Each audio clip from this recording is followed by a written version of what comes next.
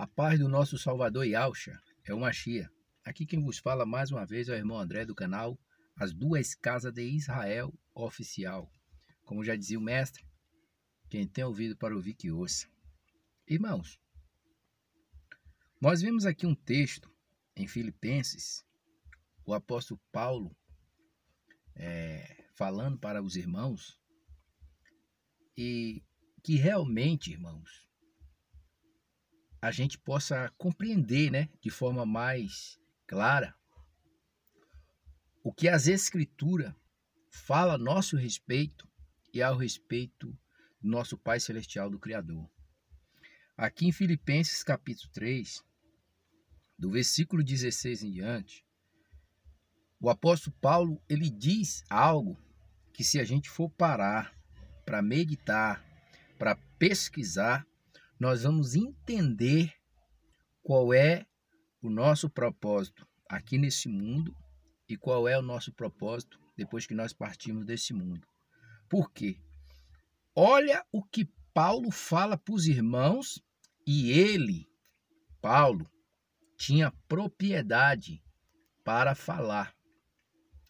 Depois eu digo por que ele tinha propriedade para falar. Olha o que diz aqui em Filipenses capítulo 3, versículo 16 em diante. Diz assim: mas naquilo a qual chegamos, andemos segundo a mesma regra, sintamos o mesmo, sede também meus imitadores, irmãos, e tende cuidado, segundo o exemplo que tem em nós, pelos que assim anda, porque muitos há, dos quais muitas vezes vos disse, e agora também digo, chorando, não são inimigos da cruz de Cristo?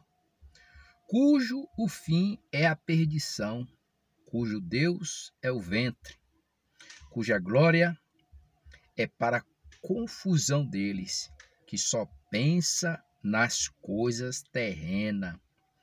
Mas a nossa cidade está nos céus, donde também esperamos o Salvador, o Senhor, Yahushua, ungido, que transformará o nosso corpo abatido para ser conforme o seu corpo glorioso, segundo o seu eficaz poder de sujeitar também a si todas as coisas.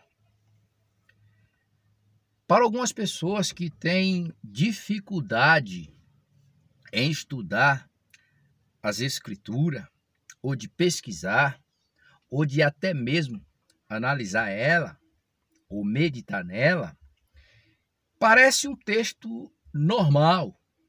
Parece um texto normal. Parece um texto que, para essas pessoas, é mais uma passagem bíblica. Mas não, irmão.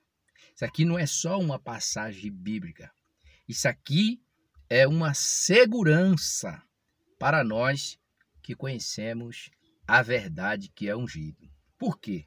No verso 1 do capítulo 3, o próprio apóstolo Paulo, ele diz: resta, irmãos meus, que vos regozije no Senhor. Não me aborreço de escrever as mesmas coisas, é segurança para vós. Imagina, irmãos, no século 21, nós ouvindo, um versículo desse.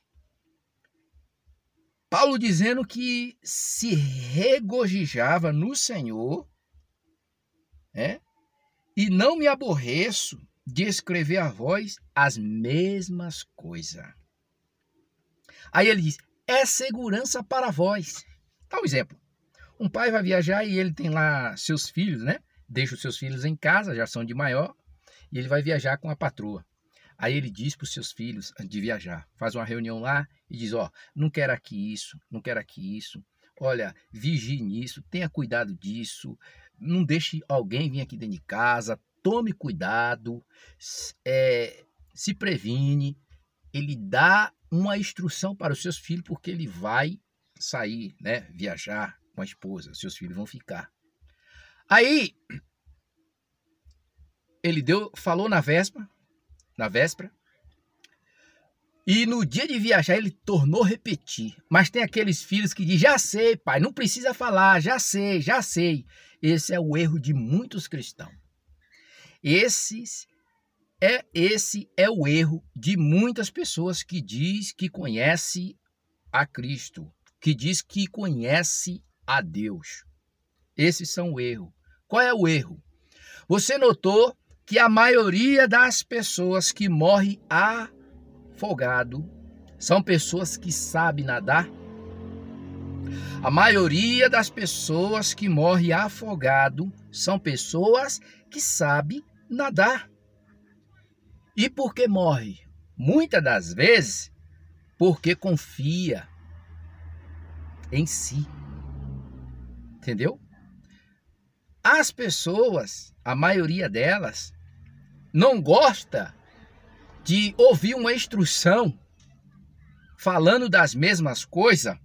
1, 2, 3, 4. Não gosta, sente pavor. Tem gente que vira a cara.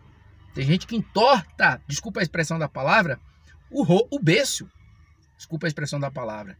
Tem gente que não gosta mesmo de você repetir para ele a mesma coisa. Ele se acha. Mas muitas vezes dá errado. Porque a pessoa não executa conforme está recebendo aquela instrução. E quando dá errado, você já viu a cara deles? É igual cachorro quando cai de mudança, né? Ai, rei, me perdoa, eu achei que sabia, eu achei que...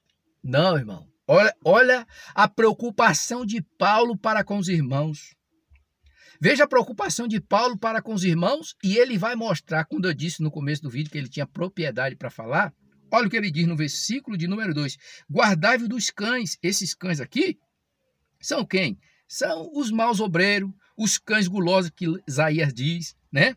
Guardai dos cães, guardai-vos dos maus obreiros, guardai-vos da circuncisão, que é o judaísmo. O judaísmo. Guardai dessas coisas. Aí, quando ele vem falando dessas coisas, ele diz no versículo 3, porque a circuncisão somos nós que servimos ao Criador em espírito, e não gloriamos e nos gloriamos em Yahshua, ungido, e não confiamos na carne. A circuncisão somos nós que servimos ao Criador em espírito e não no prepúcio cortado. E não no prepúcio cortado, tá vendo? Aí ele diz, ainda que também podia confiar na carne. Opa! Quando ele diz, ainda que podia confiar na carne, ele vai dizer por que é que ele diz isso. Ele diz, se algum ou outro cuida que pode confiar na carne, ainda mais eu. Aí ele vai dizer, ainda mais eu. Por que, Paulo? Aí ele vai dizer, a circuncisão, circuncidado ao 8º dia, da linhagem de Israel, da tribo de Benjamim, e sabemos que lá em 1 Reis 11 e 12, Benjamim foi unificado com Judá. Então passou de benjamita, os benjamitas passou a ser o quê? Judeus. Aí ele diz, da linhagem da tribo de Benjamim, hebreus de hebreus, segundo a lei, fui o quê? Fariseu. Fariseu, religioso, né? Religioso, guardador da lei. Segundo o zelo, perseguidor da igreja. Segundo a justiça que há na lei, irrepreensível. Me dá a carta aí que eu vou a Damasco para perseguir esses que invocam o nome desse Salvador aí, porque eu quero açoitá-lo, vou prender. Era um camarada irrepreensível.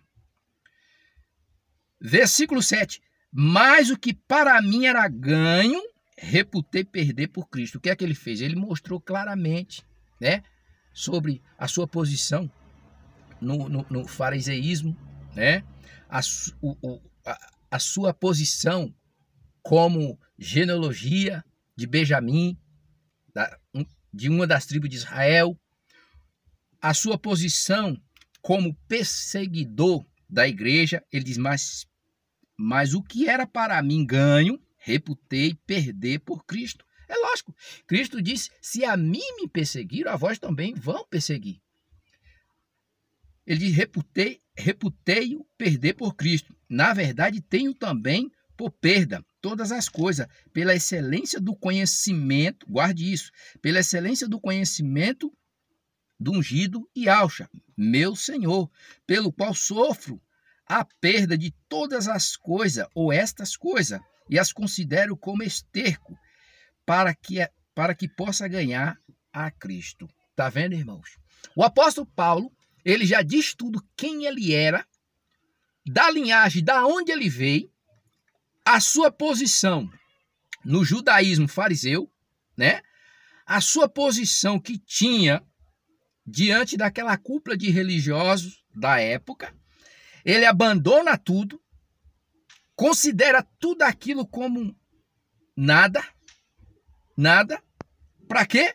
Para ganhar a Cristo. Para ter o quê? Cristo.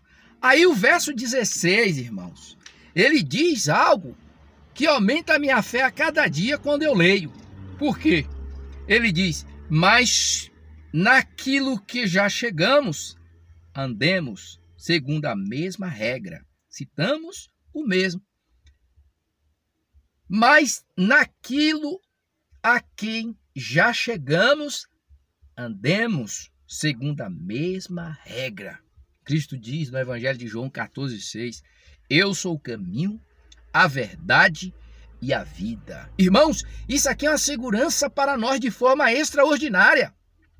Naquilo que chegamos, quem? Cristo. Conhecereis a verdade e a verdade vos libertará. Se o Filho vos libertar, verdadeiramente sereis livre. Mas naquilo que chegamos, né?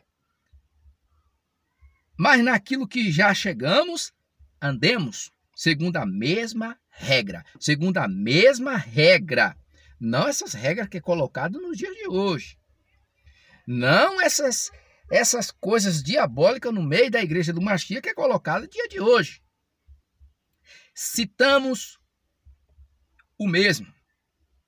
Sede também meus imitadores, irmãos, e tende cuidado segundo o exemplo que tem em nós, e pelo o que assim anda. Porque muitos há, dos quais muitas vezes vos disse, e agora também digo, chorando, que são inimigo da cruz de Cristo, cujo fim é a perdição, cujo Deus é o ventre, comida, cuja glória é para a confusão deles. Por quê? Porque só pensa nas coisas terrenas. A mentalidade de muitas pessoas é o quê? A mentalidade de muitas pessoas é sempre estar por cima. É achar que o dia mal não chega. É achar que é o dono da razão. Alguns dizem, Deus é o meu dinheiro. Outro diz, Deus é a minha riqueza. O outro diz, eu faço o que bem entendo, vou aonde eu quero, como o que eu quero. Até aí, nada contra. Porém, quando você tira o Criador, Salmo 2, quando você tira o Criador, as coisas do Criador da sua vida, você é uma pessoa vulnerável. O Salmo 2 diz isso, que ele diz, vamos tirar de nós as ataduras, vamos tirar de nós essas cordas. Nós não queremos saber de nada do Criador, nós não queremos saber nada desse Criador. E nós estamos vivendo isso hoje, aonde as pessoas, a cada dia que passa, elas estão se afastando das coisas do Criador em uma velocidade extraordinária. Por causa de quê? Por causa dessa tecnologia, por causa do sistema do anti-Mashiach, por causa da teologia da prosperidade. Ora, em ambiente que era para ouvir a palavra, orar, louvar e agradecer ao Criador, estudar a palavra do Criador, está completamente investido. Está completamente investido. Você não sabe mais o que é esses lugares. Esses lugares se transformou em comércio. Esses lugares se transformou em a boate. Algum desses lugares se transformou em entretenimento. Ah, eu vou lá só para me distrair um pouco. Ah, eu vou lá porque eu quero ver fulana, já tem dia que eu não vejo. Meu irmão, As escrituras é maravilhosa. Olha quem era Paulo. Agora, quando ele tem um encontro lá em Atos 9, no caminho de Damasco, fica cego, sem ver a luz do dia. Depois ele tem aquele encontro maravilhoso ali com Ananias. Ele passa a enxergar. E agora no versículo 15, o próprio Criador vai dizer: ele é um vaso escolhido e ele vai ver como deve padecer pelo meu nome, para levar o meu nome entre as nações. Veja, irmãos, um homem que tinha tudo para se gloriar na carne, era da tribo de Benjamim. Um homem que tinha tudo para se gloriar, era fariseu. E naquela época, quem tinha valores, quem tinha importância, eram essas pessoas: fariseu, saduceu, né? Fariseu, saduceu, zelote. Era essa cúpula que tinha esses valores. O cristão, os seguidores de Cristo não tinham esses valores. Uma certa feita perguntaram para Cristo: com que autoridade ou em nome de quem você faz isso? Cristo diz: eu vou fazer uma pergunta para vocês. Se vocês me responder, eu respondo. O batismo de João era do céu ou do homem? Arrazoaram entre si, dizendo: se dissermos do céu, ele vai dizer: por que não crê? Se dissermos do homem, tememos o povo, porque todo povo tem João como profeta. Não sabemos. E Cristo diz: nem eu vos digo com que poder ou em nome de quem faça essas coisas. Cristo é extraordinário, irmãos. Então, observe o que ele diz aqui. Isso aqui é segurança para nós. Aí quando chega no versículo 20, né, porque a gente já sabe o que é essas pessoas, a maioria delas só pensa nas coisas terrenas, achando que o dia mal não vem. O dia mal chega para branco, chega para preto, chega para gordo, magro, entendeu? O dia mal vem para quem tem dinheiro, quem não tem dinheiro. O dia mal vem para todos. Está escrito, entendeu? Está escrito em Atos que o Criador colocou limite no ser humano, e ele não traspassará aquele limite que o Criador estabeleceu para cada um ser humano no planeta Terra. Se ele soubesse da importância que é dar valor às coisas do Criador, por mais imperfeito que seja o ser humano, buscar as coisas do Criador de forma transparente e sincera, se ele desse valor a isso, meus irmãos, o mundo seria outro. Versículo 20 diz: mas a nossa cidade está nos céus. Olha que coisa maravilhosa. Quem é que está escrevendo isso aqui? Paulo. Donde também esperamos o Salvador, o Senhor, Yahshua, ungido. A nossa cidade está no céu. E é verdade, a Nova Jerusalém, ela desce do céu. Então, quando ele estava na terra, ele diz: a nossa cidade está no céu, da onde nós aguardamos o nosso rei. Aí ele diz, né? Versículo 21. Olha o que Paulo diz aqui. Se isso aqui não for a ressurreição, a transformação de corpos, ou o arrebatamento da igreja, eu não sei mais nada. O 21 diz: que transformará nosso corpo abatido. Que transformará nosso corpo abatido para ser conforme o seu corpo glorioso, segundo o seu eficaz poder de sujeitar também a si todas as coisas.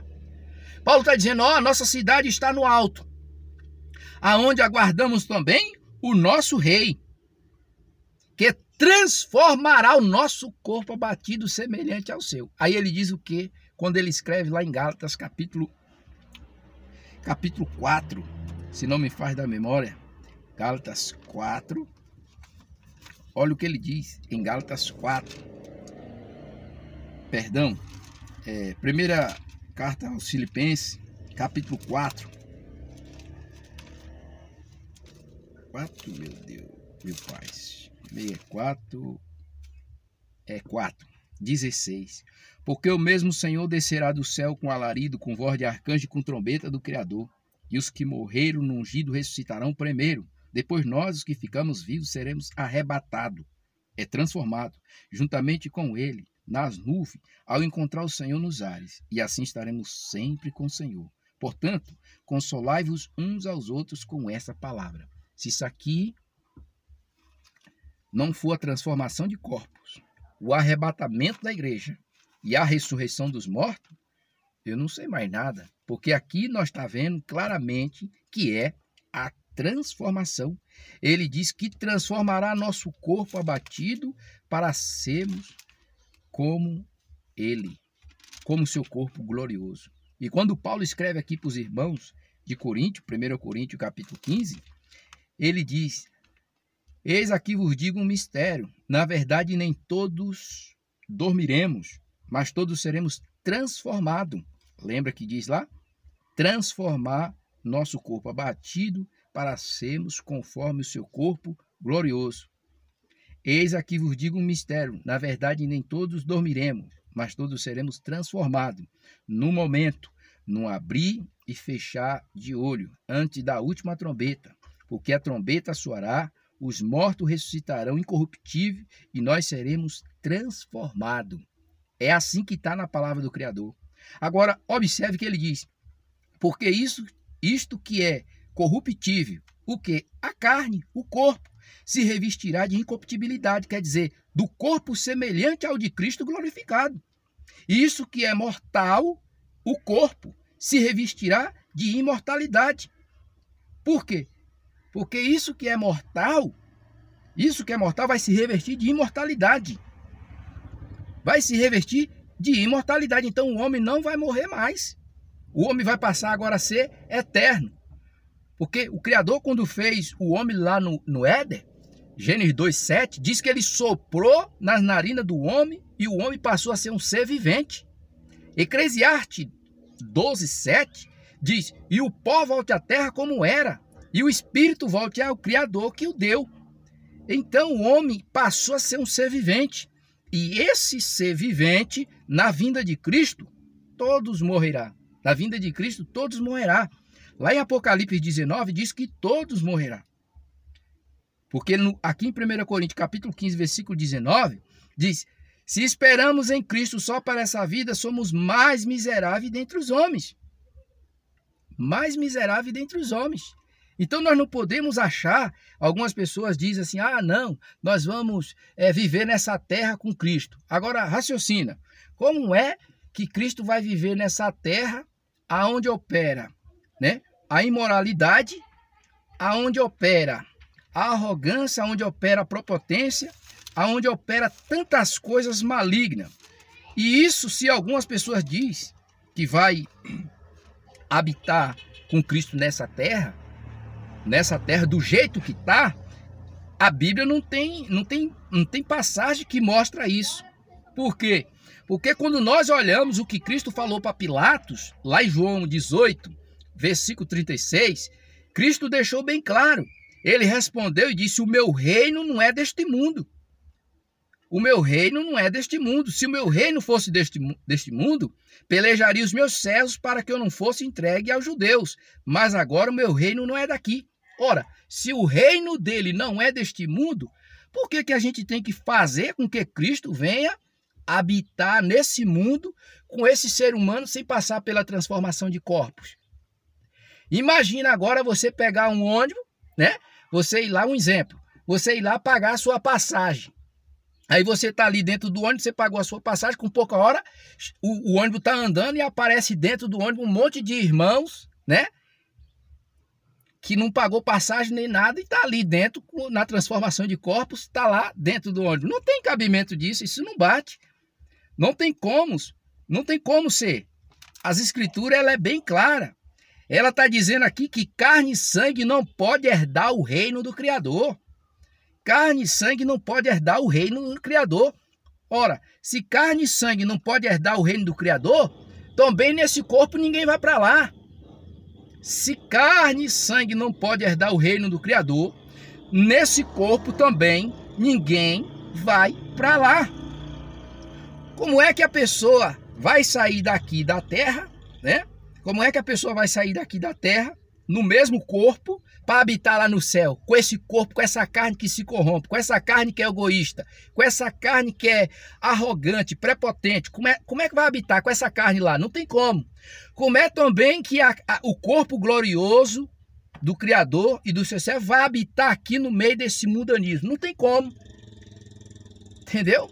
É por isso que lá em Mateus capítulo 24, o próprio Mateus escreve palavra do mestre e muitas pessoas dizem que ali não é a mesma pessoa, mas ali é a mesma pessoa, quando ele diz que um será tomado e o outro será deixado. O quem é que vai ser deixado? A carne. Quem é que vai ser deixado? A matéria. A matéria vai ser deixada, o corpo vai ser deixado. Mas aquele que o Criador criou lá no Éden, aquele vai voltar para o Criador para se cumprir Eclesiastes 12:7. Né? E o espírito volta ao Criador que o deu. A carne volta para o pó. Ah, mas eu não acredito nisso. O problema é seu. As escrituras estão revelando isso. As escrituras não estão revelando que o ser humano que conhece a Deus, a Cristo, vai para o céu nessa carne. Não tem como ir para o céu nessa carne. Tem que ser transformado. Paulo está dizendo aqui, o que se corrompe é a carne. O que se corrompe vai se revertir de incorruptibilidade. E quando isso que é mortal, o ser humano, será revestido de imortalidade, né? E quando isso que é mortal se revestir de incorruptibilidade, isto que é mortal se revestir de imortalidade, então cumpre-se a palavra que está escrita, tragada foi a morte na vitória. Então quer dizer o quê? Isso indica claramente que quando Cristo vir, né, haverá a ressurreição dos mortos, haverá a transformação de corpos, e a morte não vai reinar mais, não vai existir mais morte. Não vai existir mais morte. Por quê? Porque o homem não vai morrer mais. O homem, na vinda de Cristo, o ser humano passa a ser um ser espiritual. É isso que as escrituras estão revelando. É isso que as escrituras estão mostrando de forma, como diz os intelectuais, categórica. Entendeu? É isso que está mostrando. Então, quando Paulo, irmão, ele diz lá, né? A nossa cidade está no céu, aonde aguardamos nosso rei, que transformará nosso corpo abatido, que é esse corpo aqui, semelhante ao seu corpo glorioso. Entendeu? Semelhante ao seu corpo glorioso. Semelhante ao seu corpo glorioso.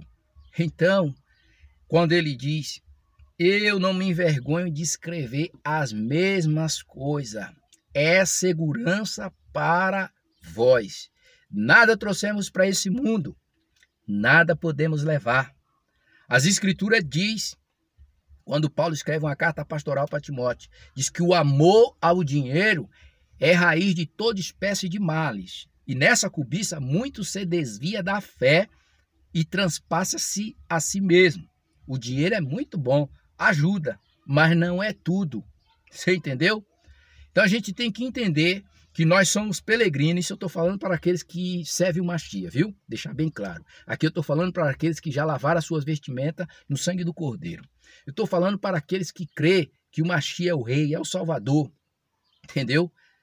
E vai voltar. Eu estou falando para esses. Entendeu, meus irmãos? Nós entendemos claramente, isso aqui é segurança para nós. Entendeu? Isso aqui é segurança para nós. Nós temos que entender. Olha o mundo como está hoje. Olha o mundo como está. Olha a situação que o mundo está vivendo. Hoje ninguém se entende mais. Ninguém se entende mais. É coisas que não tem explicação. A gente vê tanta malignidade, tanta maldade no ser humano. Olha, irmão. Olha para você ver. As pessoas antigamente eram solidárias. Hoje elas, a maioria, não quer saber disso.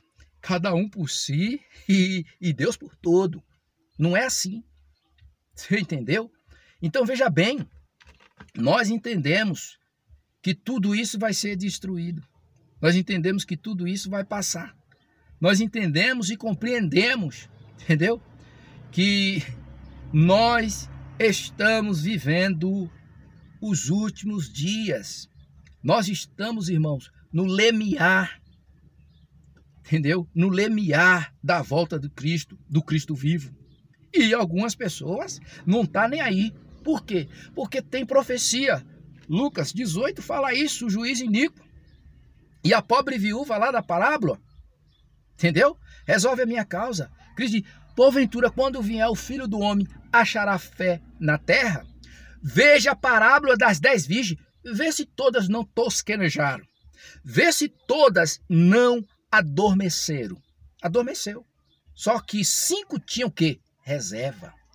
5 tinha reserva, mas 5 não tinha. As lâmpadas estavam apagadas. E o que é lâmpada apagada? Se a Bíblia diz que a candeia do corpo é o olho. Se a candeia do corpo é o olho, o que é lâmpada apagada? Pessoas que estão mais vendo coisas das trevas do que as coisas do Criador. Pessoas que completamente, irmão, está morrendo e ainda não percebeu. Só está faltando enterrá-lo. Ainda não percebeu. Está apagado. Levítico 6,13 diz: o fogo arderá continuamente sobre o altar e não se apagará. O sábio Salomão escreve que sem lenha o fogo se apagará. Sem lenha o fogo se apagará. E Cristo disse, né? Eu vim lançar fogo na terra e que mais quero se já está aceso. Está aceso sim, na vida daqueles que entendem que tem que ter reserva, que tem que ter lamparina, que tem que ter olho bom, porque se teu olho é bom, todo o teu corpo terá luz. Entendeu? Então que os irmãos possam entender. Não sei como é que alguns vão entender essa palavra, mas eu tenho certeza que ela vai trazer uma edificação para a vida de cada um de nós, porque nós estamos aqui de passagem, somos peregrinos, irmão. Somos peregrinos aqui nessa terra. E a gente tem que compreender que não adianta a gente colocar nossa confiança em coisa, porque maldito é o homem que confia nele mesmo, entendeu? Que faz do braço a sua força e aparta o seu coração de quem? Do Rei, do Todo-Poderoso. Que o Eterno abra o entendimento para compreender as Escrituras.